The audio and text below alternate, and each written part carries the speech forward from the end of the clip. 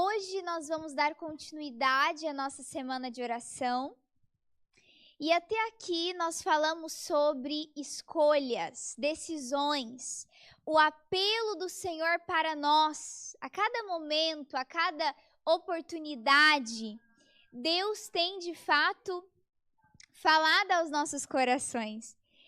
E diante dos apelos do Espírito Santo, nós precisamos tomar uma decisão. É sobre isso que nós estamos falando. Mas pode ser que você pense assim, mas eu até acredito, mas lá no fundo ainda tem algumas dúvidas. E o tema dessa mensagem é: você precisa de provas para crer? Quais são as evidências que nós ainda precisamos para tomar essa decisão tão importante? Queridos, antes de falarmos sobre isso, estudando sobre esse tema à luz da Bíblia, eu queria convidar você a como está. Curva a sua fronte e vamos falar com Deus mais uma vez. Oremos.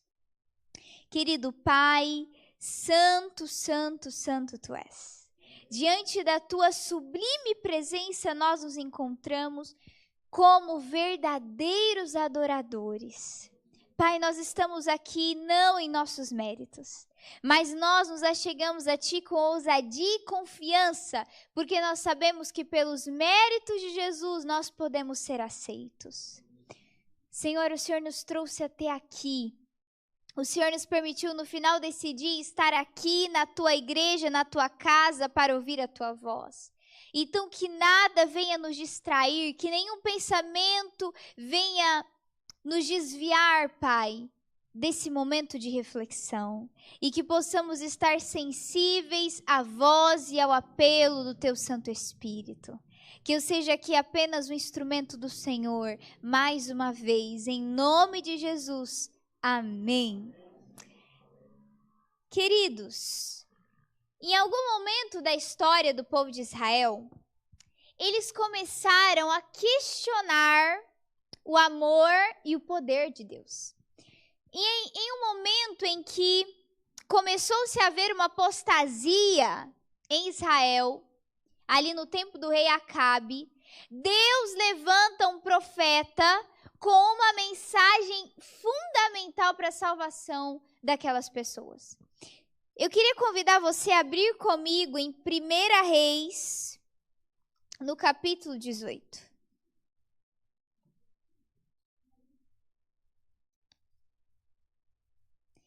Primeira Reis, bem ali no início. Caso você não consiga achar, você pode pedir ajuda para a pessoa que está perto de você. Vamos todos abrir as nossas Bíblias. Pegue a sua espada. No capítulo 18 de 1 Reis, no verso 20... Todos acharam? Amém? Aqui nós lemos o seguinte, verso 20. Assim, Acabe enviou a todos os filhos de Israel e reuniu os profetas em qual monte? No Monte Carmelo. E Elias chegou diante de todo o povo e disse: por quanto tempo vós cocheareis ou ficareis indecisos entre duas opiniões? Se o Senhor é Deus, seguiu. Mas se o é Baal, então seguiu. E o povo não lhe respondeu com uma palavra sequer. Nesse momento, nós, pelo contexto dessa história, entendemos que, devido à idolatria que estava se avançando ali no reino de Israel, o povo acabou seguindo seus ídolos e deixando de lado o Deus verdadeiro. Mas Deus ama tanto o seu povo que ele envia Elias de novo para onde estava Acabe, chamando para reunir os profetas de Baal e aqueles também que serviam ali a Deus Azerá, para que ali no Monte Carmelo eles pudessem fazer uma decisão. Eu fico imaginando. Deus já havia dado muitas oportunidades. Deus já havia demonstrado até aqui, de diversas maneiras, o seu poder. O povo de Israel tinha muitas provas para crer, mas Deus ainda os deixou mais uma evidência. Então ali, eles tiveram uma grande manifestação do poder de Deus. Eles ficaram ali a noite inteira, a madrugada inteira, clamando por Baal, para que Baal fizesse descer fogo do céu. Mas será que eles obtiveram respostas? Nós sabemos que não. E o que isso significa? Isso significa que esses deuses a quem eles estavam servindo não os podiam ouvir. No versículo 26, ainda do capítulo 18, nós lemos: E eles tomaram o novilho que lhes fora dado e o prepararam, e clamaram o nome de Baal desde a manhã, desde ali de madrugada até ao meio-dia, dizendo: Ó Baal, ouve-nos. Todavia não houve voz, nem ninguém que respondesse. E eles começaram até a rasgar as suas próprias vestes, e ele em agonia. Ao meio-dia eles desistiram. Não foi obtida nenhuma resposta. E muitas vezes, diante das provações da vida, nós queremos buscar refúgio e resposta em falsos deuses. O povo de Israel conhecia a história de sua libertação do Egito. Eles conheciam ali tudo que os seus antepassados viveram. Por exemplo, a abertura do Mar Vermelho, a abertura do Rio Jordão, quando as muralhas de Jericó vieram ao chão. Eles conheciam bem aquele Deus que conquistou a terra prometida, mesmo que aos olhos humanos isso fosse impossível. Eles se lembravam dos relatos da misericórdia de Deus em todos os tempos da história até ali. Mais facilmente eles se distraíam com os seus ídolos. Eles não entendiam que o que de fato precisavam era do Senhor. Só Deus podia conceder a eles o que eles necessitavam. Você precisa de provas para acreditar? Suas decisões espirituais são baseadas na fé ou você precisa de evidências para crer? Será que a semelhança do antigo Israel, nós só vamos crer quando a gente vê fogo descendo do céu? Como a gente disse há alguns dias atrás, no primeiro dia dessa semana de oração, hoje nós não vemos milagres sobrenaturais. Mas se nós nos atentarmos, nós veremos que Deus está em cada detalhe da nossa vida, amém? E por que ainda nós duvidamos? Por que ainda nós estamos indecisos? Quando Elias fez essa pergunta, a quem vocês vão servir? Aqui diz que o povo não respondeu. Isso significa que o povo estava indeciso. E o contexto dessa história, queridos, a história de Elias e dos profetas de Baal, encontra-se no livro de 1 Reis no Antigo Testamento. Nessa época, o rei Acabe e sua esposa Jezabel haviam introduzido a adoração a ídolos em todo o reino de Israel. E isso levou o povo à apostasia. Elias, um profeta de Deus, foi enviado para confrontar os profetas de Baal e demonstrar a verdade sobre adorar o verdadeiro Deus. O que é apostasia? Não é necessariamente dizer eu sou ateu, eu não acredito. Mas apostasia, queridos, é querermos servir a Deus enquanto estamos servindo outros deuses. E como a gente conversou até aqui, é importante repetir, Hoje nós não vemos tanto pessoas adorando literalmente deuses, né, que podem ser visíveis como naquele tempo que eles faziam ali de diversos materiais e tinha o templo, enfim. Mas hoje nós podemos pensar, o que eu tenho colocado em primeiro lugar na minha vida? O que eu tenho buscado mais do que o conhecimento do Senhor? Muitas pessoas colocam a sua carreira profissional como prioridade. Essas pessoas deixam de lado o estudo da Bíblia, deixam de lado a verdadeira sabedoria de Deus para buscar se fundamentar meramente em sabedoria humana. Não que há problema em termos um certo zelo pela nossa carreira profissional, mas quando isso vem acima dos interesses eternos, isso se torna um ídolo. Ou quem sabe, o próprio celular. Muitas vezes nós passamos mais tempo ligados, conectados com o mundo virtual do que com o mundo celestial. Nós estamos distraídos, queridos.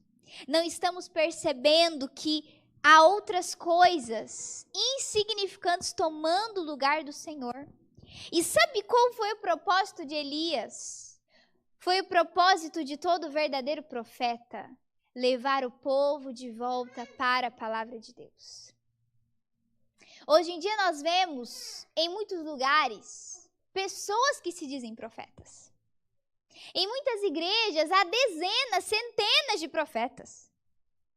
Queridos, é importante sempre colocarmos a Bíblia como a nossa regra de fé para que não sejamos enganados.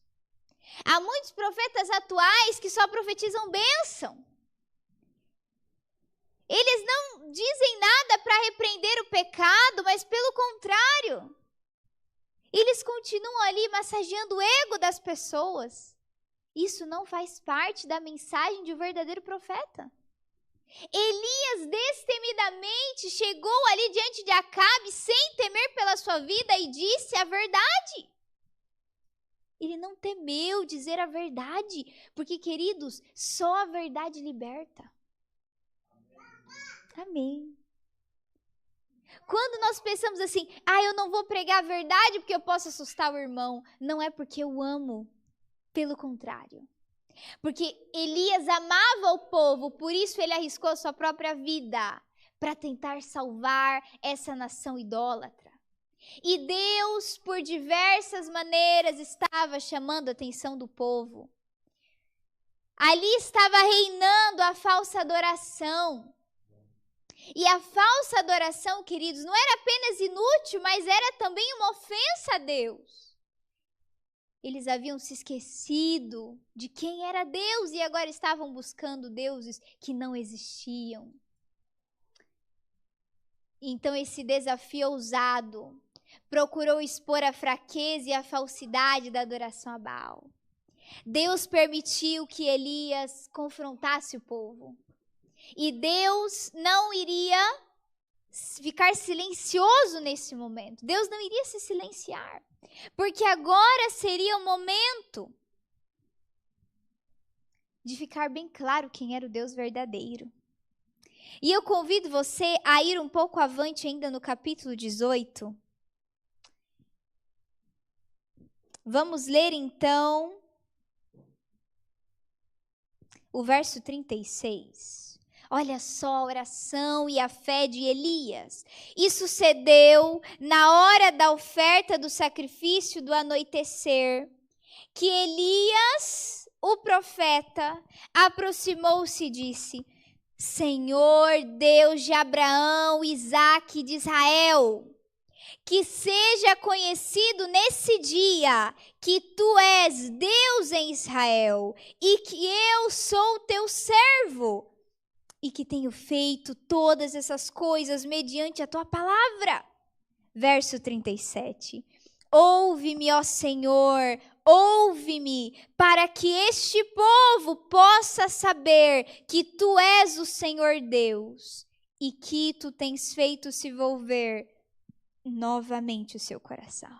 E olha o verso 38, queridos. Então o fogo do Senhor caiu e consumiu o sacrifício queimado, e a lenha, e as pedras, e o pó, e até mesmo a água foi consumida.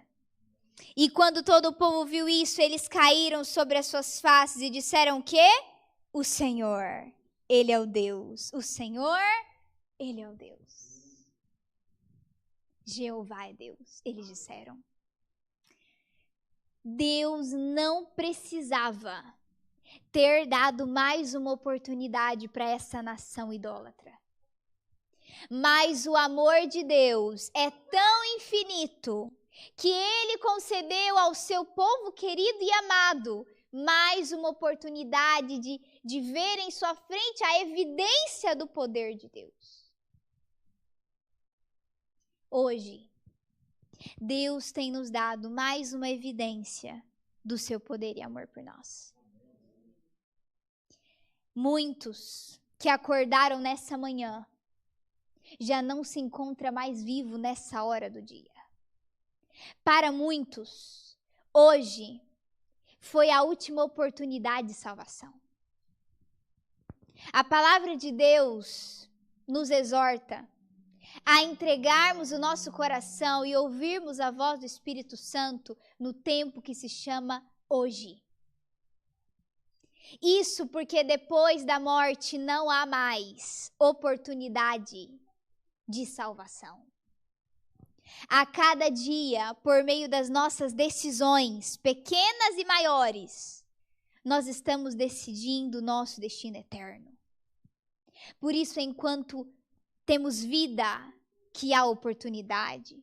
Por isso que enquanto a nossa família está com vida, que eu devo interceder por eles. Ore pelos vivos. Ore pelas pessoas que ainda têm oportunidade. Entenda que mais uma vez Deus tem nos chamado a ver a sua manifestação. Se fosse necessário hoje, Deus faria descer fogo do céu. Mas Ele tem se tornado presente por outras formas.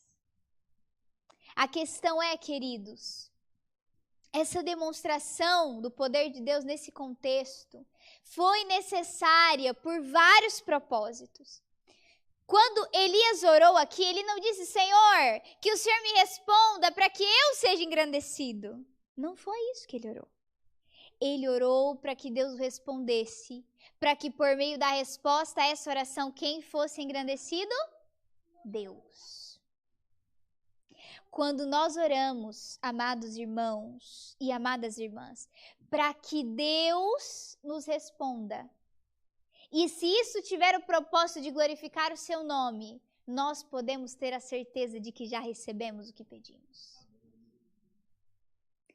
Elias orou. E Deus usou como instrumento, porque ele engrandeceu o nome de Deus. E essa manifestação do poder de Deus confirma a validade da adoração ao verdadeiro Deus e desacredita a adoração a Baal. Porque aqueles que por tantos anos estavam ali adorando um falso Deus, agora se rendem, se arrependem e exaltam o nome de quem? Do Deus de Israel. A intervenção de Deus é um chamado para o arrependimento e para restaurar o povo de Israel. Terceiro ponto. O propósito da manifestação de Deus foi fortalecer a fé e a confiança de Elias como servo de Deus. Uma das características de um verdadeiro profeta, além dos frutos que são vistos em sua vida, é exatamente o que ele disser, aquela palavra se cumprir. Porque não é palavra de homem, mas palavra de Deus. E aqui Elias disse, ele falou aqui no verso 36, o Senhor tem feito todas essas coisas mediante a tua palavra. Eu tenho feito todas essas coisas mediante a tua palavra. Elias vivia pelo poder da palavra de Deus. Deus havia prometido que haveria de se manifestar por meio da vida de Elias, e ele foi aqui um grande exemplo para nós. A missão da Igreja de Deus nos últimos dias é bem semelhante à missão de Elias. Porque esse mundo que vivemos é um mundo idólatra. É um mundo que perdeu de vista a verdadeira adoração. É um mundo que valoriza mais as coisas do que as pessoas. Um mundo que adora criaturas, mas se esquece do Criador. E nesse tempo, nessa geração, nós precisamos entender que a missão de Elias é a nossa missão. Nós somos chamados a exortar os nossos irmãos, a nossa família, os nossos amigos, levando-os à verdadeira adoração. Depois de testemunhar a intervenção sobrenatural de Deus e a vitória de Elias sobre os profetas de Baal, o povo de Israel experimentaram uma profunda mudança em sua atitude e crença.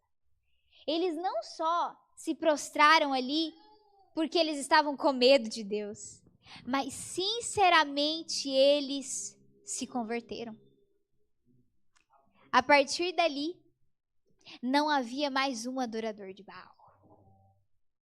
Deus se manifestou mais uma vez e se revelou como sendo o Deus que salva, o Deus que redime, o Deus que está acima de tudo e está acima de todos. Amém?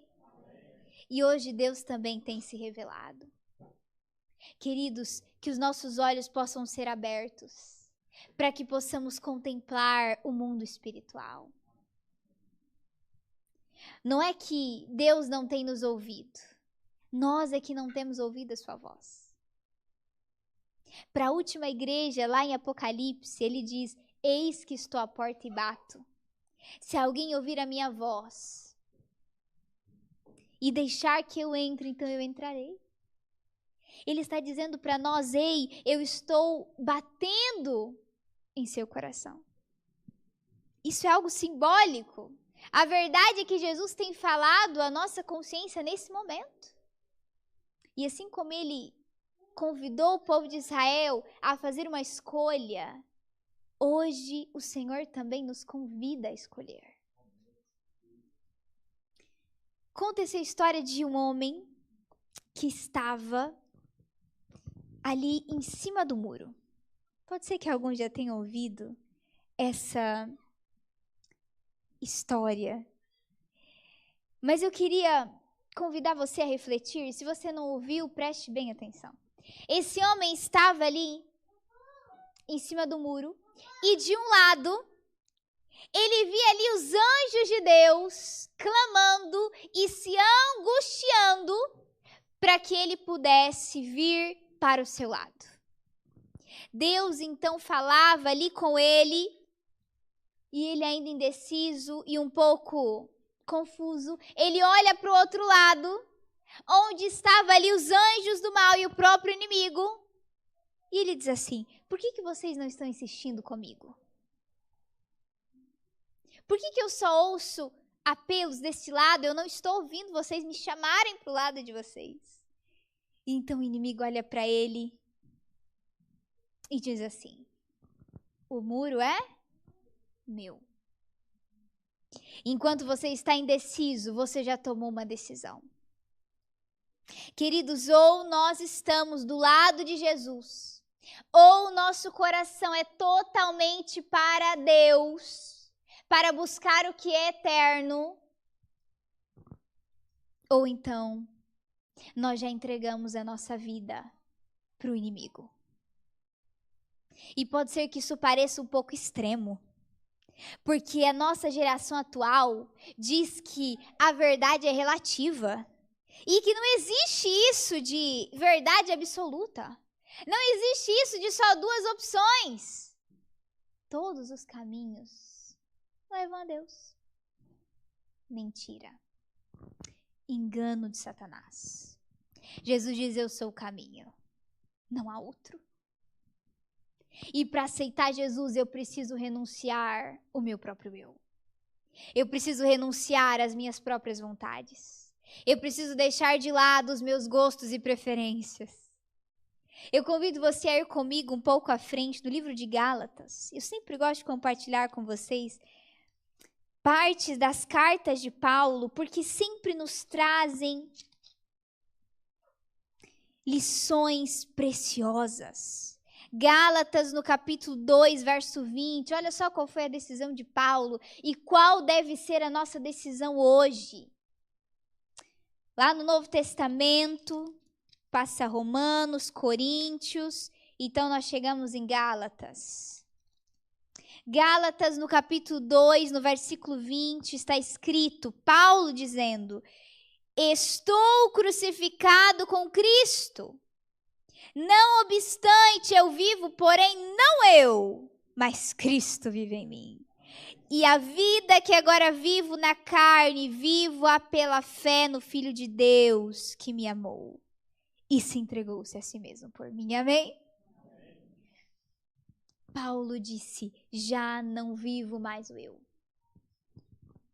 Ele entendeu que o eu não podia conquistar nada para Cristo, mas apenas coisas para si mesmo. Esse Paulo foi aquele antigo Saulo que perseguia os cristãos, que matava pessoas fiéis a sangue frio, que consentiu com o próprio martírio de Estevão, no momento em que ele estava sendo apedrejado. Esse antigo Paulo pensava ser um ótimo religioso, pensava ter a salvação, pensava ser um homem bom, mas quando Saulo se encontra com a luz de Cristo, ou melhor, quando a luz de Cristo se encontra com ele, a luz de Jesus fez com que ele se enxergasse um pobre, miserável pecador. Se nós não temos nos enxergado assim, se nós não vemos a necessidade de arrependimento e mudança de vida, alguma coisa está errada.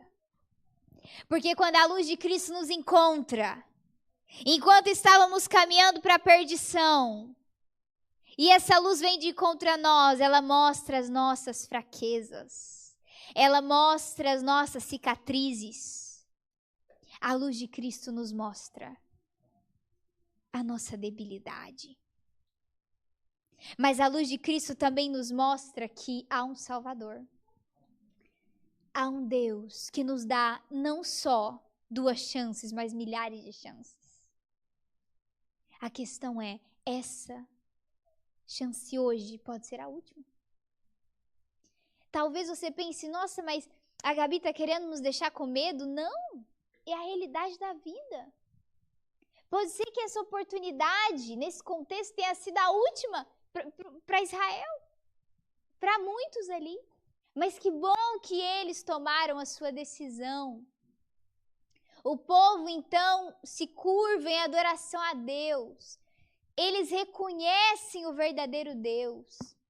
Queridos, e será que diante de tudo isso que nós estamos estudando hoje, será que nós também haveremos de reconhecer a Deus como Deus verdadeiro?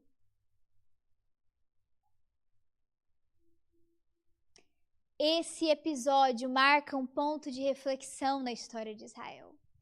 A restauração da verdadeira adoração é um processo crucial para o povo, pois permite retornar a um relacionamento íntimo com Deus e receber suas bênçãos e proteção. A verdadeira adoração precisa ser uma realidade na nossa vida. Nós não adoramos só quando nós estamos aqui na casa de Deus. Nós precisamos viver uma vida de adoração.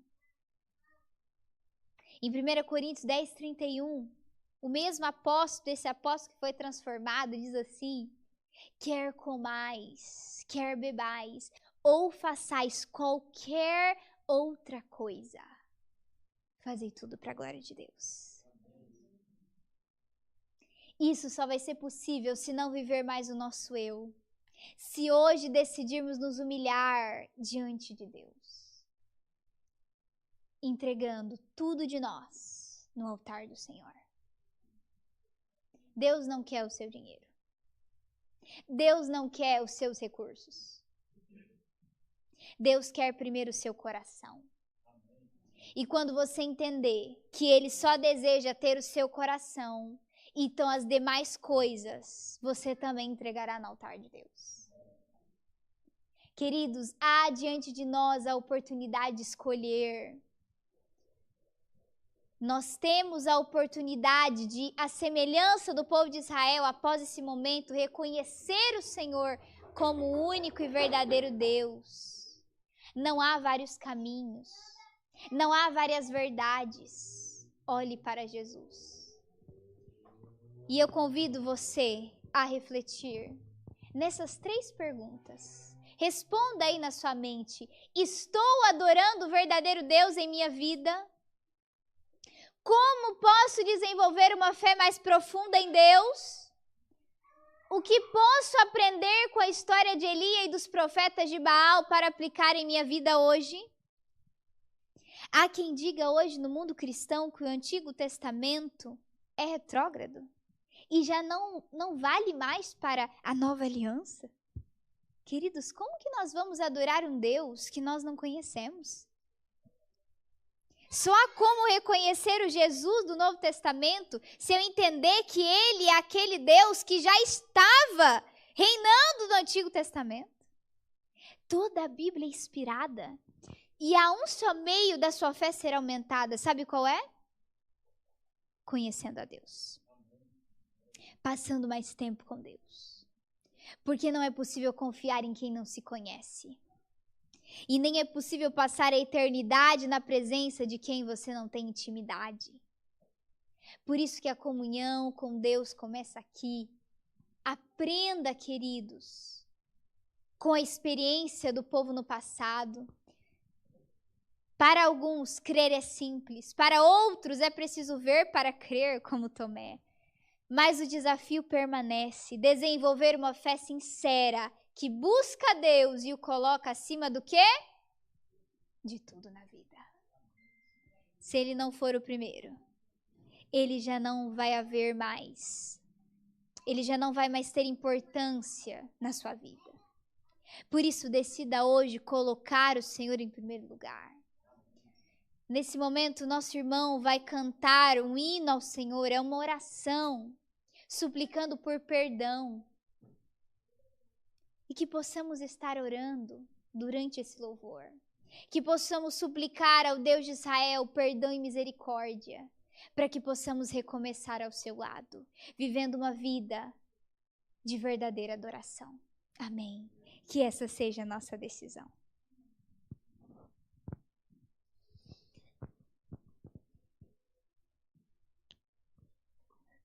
O hino que nós vamos cantar é uma oração, e eu convido aos irmãos que na última estrofe, aqueles que souberem, podem ficar à vontade para juntos orarmos ao nosso Deus.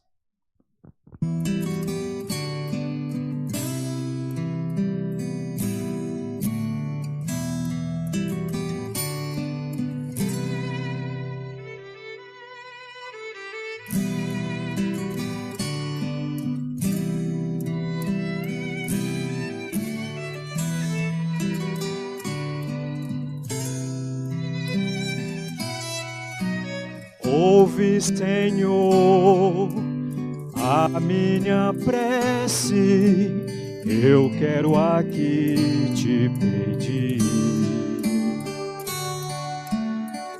Teu favor, alguém que padece, que não merece, mas quer teu perdão, pois me perdoa. Perdoa, Senhor, te peço com devoção. Deste tua vida morrendo na cruz, eu quero ser teu, meu Jesus.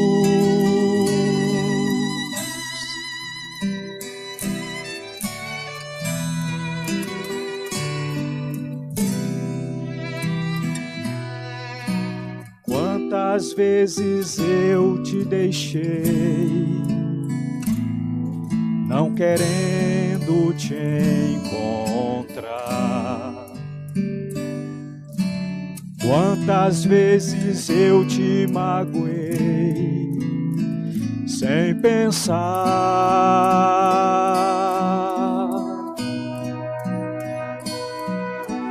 Quantas vezes me deste a mão, mas eu não quis aceitar. Quantas vezes em meu viver te fiz chorar. Vamos cantar juntos? Pois me perdoa, perdoa, Senhor, te peço com devoção. Deste tua vida morrendo na cruz, eu quero ser teu, meu Jesus.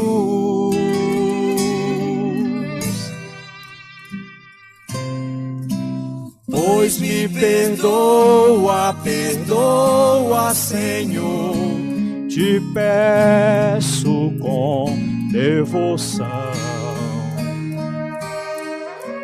Deste tua vida morrendo na cruz, eu quero ser teu, meu Jesus.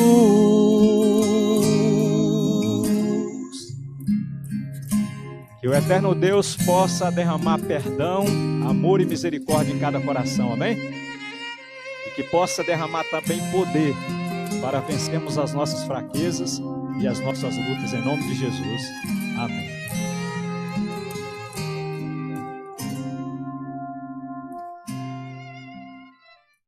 Que assim seja, queridos. Essa já foi uma oração, mas eu convido você a se colocar de joelhos se você puder. Vamos concluir com uma prece a Deus mais uma vez.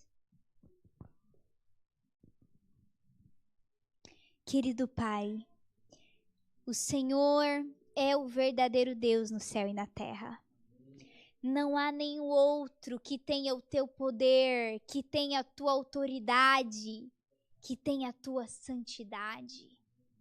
Nós queremos adorar somente o Senhor e somente ao Senhor prestar culto, pois o Senhor verdadeiramente deve receber a nossa devoção. E diante do teu altar, Senhor, nós nos rendemos, porque hoje nós tivemos mais uma evidência do teu poder e autoridade no céu e na terra. Em diversos momentos da nossa vida, o Senhor esteve presente, se manifestando de maneira sobrenatural. Mas a cada dia o Senhor está ali conosco. E que possamos ter os nossos olhos abertos para contemplar a Ti. E que o barulho do mundo não abafe a voz do Senhor à nossa consciência. Pois nesse momento nós queremos ouvir o Teu Santo Espírito. E ao ouvir o apelo do Senhor, em sublime contrição, nós dizemos, Pai, que aceitamos o Senhor Jesus como Deus da nossa vida. Seja o primeiro, seja o último, seja o melhor. E aceita, Pai, a nossa vida diante de Ti, em nome de Jesus. Amém e amém.